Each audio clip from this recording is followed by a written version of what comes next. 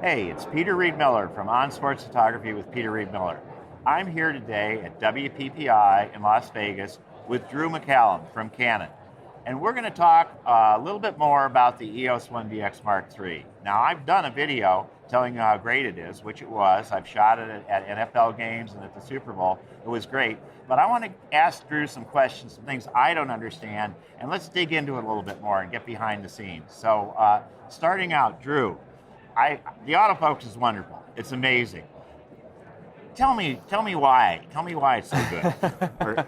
Why is it so good? Well, Peter, we've done a lot of things with this camera that changed the whole game. And the 1D X Mk III is not a light upgrade from the 1D X Mk II. And the autofocus is probably the single reason why you would change and upgrade. We've gone to 191 AF points, and it sounds like a lot of points to have to manage and work with. But as you've worked with, it's really not. It's not. There's a lot of individual points that we can use to get the right composition we want. Yeah. Right? That's first and foremost. Yeah. It is extremely sensitive. One thing that I've found is extremely, what's the word here? It's abnormal for us to work with all points active. Usually I work with a single point. Right. And I move that point around left and right. And one thing we've been done to increase that type of shooting is the smart controller. Yeah, I was going to ask you about that next. And it all kind of ties together with autofocus and how you work with the camera. The smart controller allows us to move your thumb across the sensor, to move very quickly from the far left side to the far right side, top, bottom, without having to really move your thumb off the focus position. Now can you see, when I get a new camera, I basically dumb it down to what my old camera was like and then kind of work up with the new features because I want to use it right away. But so I haven't used the smart controller. Now, can you adjust the sensitivity on that? Yeah, when you talk about a sensitivity of the smart controller, it's not about the pressure sensitivity, it's about the speed at which it moves as you drag your thumb across, up and down. So that if you want to really move from left to right really fast, you don't have to move very quickly. It moves really fast. And it's not a big movement. It's not like you have to swipe across the screen on a phone or anything like that. Mm-hmm. It's a very small movement, goes a long way. Okay. It does take a little bit of getting used to. I will admit that's not something that's initially something you're like, oh, this is super easy to do. You'll figure that out within 1 or 2 sessions of working with it. Maybe a week if you're really dedicated to not back button focus or whatever. I don't know. Sometimes even if you're not back button focused, that works really well, especially if you're a front button focuser. It actually works a little better sometimes. Yeah, because I don't know, I'm a back button focuser, but the first thing I shot that camera with was the AFC divisional game in Baltimore, and it was like, I was a little scared to try it, but I will start working with it so that I, get to the point where I can use it. Well, like you said, this camera resembles the Mark II, the 1D X Mk II, so much that if you pick it up within seconds, you're going to be very familiar with it. The menu system, the button layout, the switch, it's all going to be very, very familiar. Yes. So don't fear that if you go to this, you're going to have to relearn a whole new camera. No, I found that to be true. I mean, I was right into it, and it was shooting, and I shot it one of the best games I'd shot, and then the next week, the San Francisco Green Bay game was even better. Right. Super Bowl was great. I mean, it's a whole new world. Right, and we've got a dedicated image processor, a dedicated processor for this. It's a Digic 8 processor just for focus. Right. It's focus and metering. That ties to the Digic X processor, the image processor. So all of these systems are working together for head detection, for facial tracking, for subject tracking. And the helmet detection, which is big for me. It's all part of the head detection. It doesn't matter if they're wearing a helmet from football or lacrosse or baseball. I've tested it on many different scenarios trying to throw it off. And if you turn on the people tracking priority, and that's the key to this, is to turn on people tracking priority, it will lock on when it sees that head. Even if it's the back of the player's head, it will track that player moving forward, away, or wherever they go. That's the genius behind this, is that deep learning algorithms that we've kind of been able to develop and access. Well, yeah, I mean, with a football player, you usually have a mask or something like that, so pure face detection is not going to work. Not going to work. But it was great. It was, as you said, it was on-airing in the game, shooting football and just grabbing onto that. And it's not just subject tracking, because you can put the number, the AF point on the numbers of the jersey of the player, but once it sees that head, it's going to jump up and grab that subject and focus on that head. And you can adjust the sensitivity is it going to switch to a new subject quickly? If you're shooting for a specific sports team and you have to get every single player, you want to lock on to that player versus the opposing team and have it switch to that opposing player. You don't want that. You want that player that you're tracking on. So to do that, you set that sensitivity at... So it's the subject tracking, or subject switching. Subject switching, So you have disable, enable slow, and enable. Enable slow is the one I would probably say to start with first. And think of it this way, subject switching. Do you want that on or off? And how do we want that to move? Do you want it to slowly move to that subject, hold on to the subject longer, and then switch? Or do we want to not move at all? Subject switching disable means lock onto the subject, don't let go unless it absolutely has to. Follows them to the locker room. Follow them to the locker room. That's exactly it. Okay, well, we kind of covered smart controller. Now, touchscreen is also an option with this. Oh, yeah, absolutely. It's full touchscreen now. Yeah. Now, I personally find that I tend to move too many things with my nose on the touchscreen, so...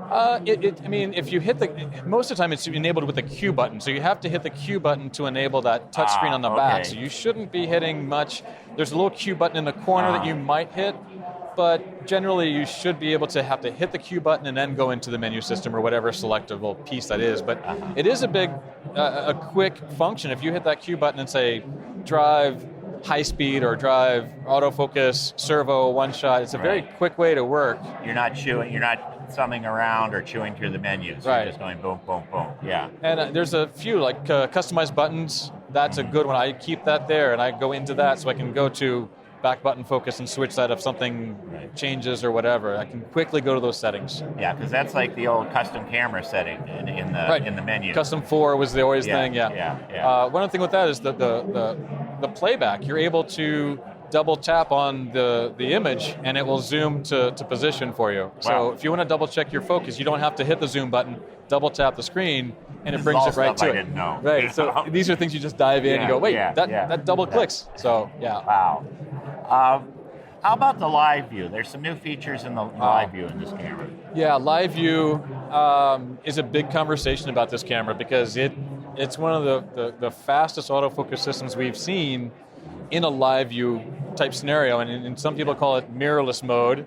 Yes, I don't really like that per se, but in essence, it's kind of using the same technology that our R has when it comes to face detection, eye tracking. But you now have a continuous focusing system that is extremely fast. 20 frames a second. 20 frames per second in mechanical or silent shutter. So if you're shooting a press event and you need to be silent shutter, boom, there you go. Now then you're using the electronic shutter. You're using the electronic shutter, but it's a very fast readout, and you're able to work in scenarios where if you, even here at WPPI, wherever you might be, you're shooting a wedding, they don't want to hear you. No, Same they thing. Don't. But if you're shooting a presidential event or any kind of political event. A TV set is another, we were talking about that earlier, I used to use those big blimps. Now you don't, movie sets, things like that, absolutely.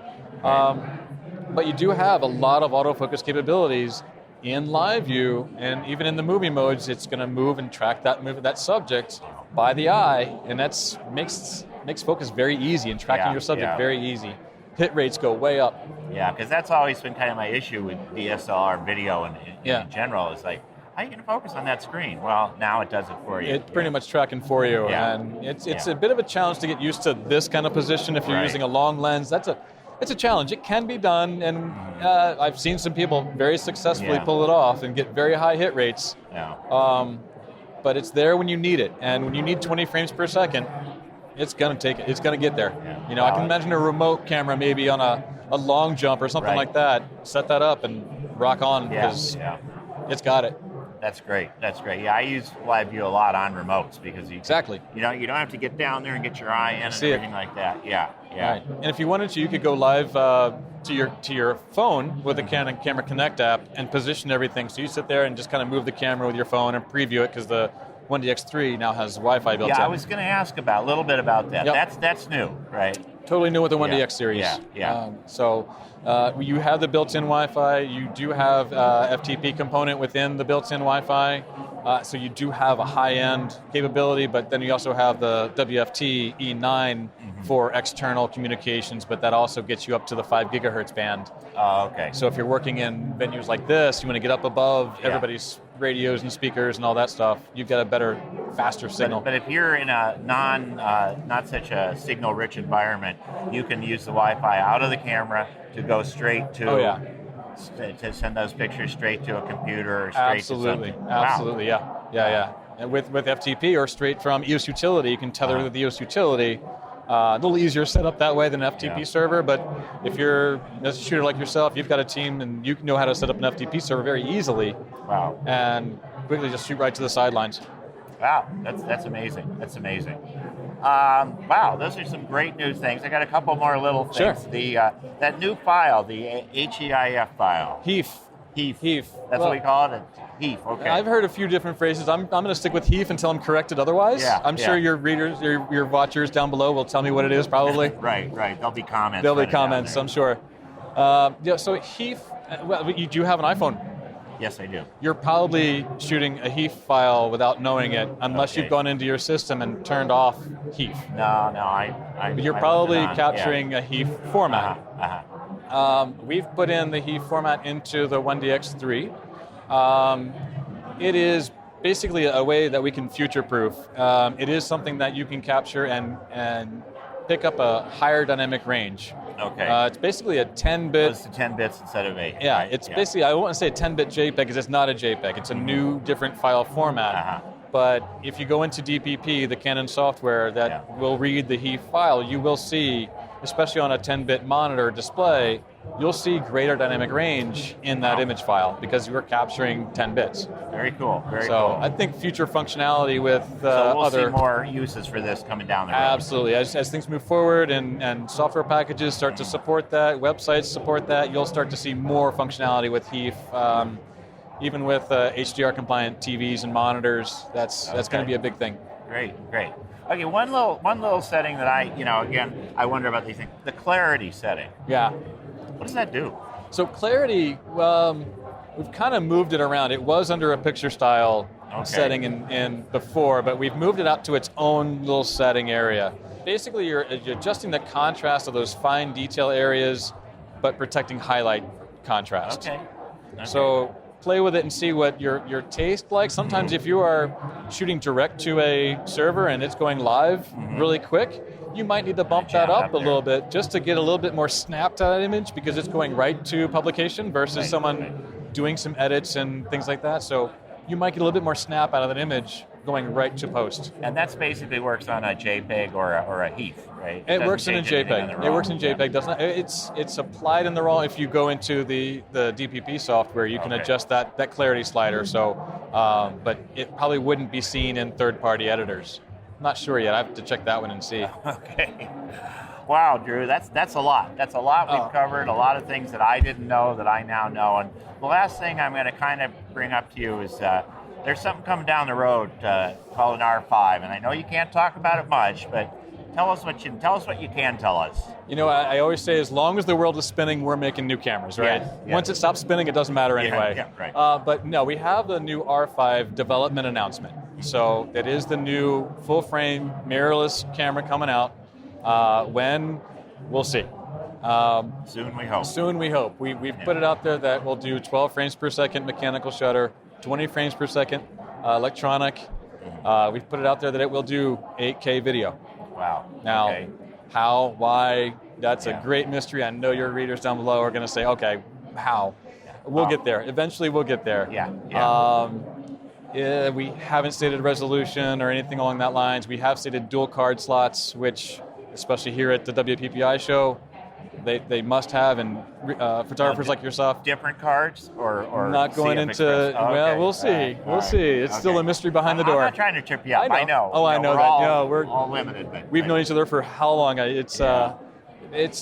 very excited for this. We've talked about in-body image stabilization, so that is coming as well. Big. Huge thing for us. I'm extremely excited to see when we put this out, the response. I know it's going to be a bang-up camera. I can't wait. So I can't either. So we'll get there soon. Well, cool. Well, Drew, thank you so much for sharing this with us. This has been a great day. This is Peter Reed Miller for On Sports Photography, coming to you from Las Vegas. Good shooting, and don't forget to subscribe. Thanks a lot. I want to thank my friends at GF Crew for making this video possible. If you want to make money shooting action sports, check out GF Crew. Go to gfcrew.com to join. It's free. They have a whole process and an app set up to help you make money shooting sports. Check it out. Get started today.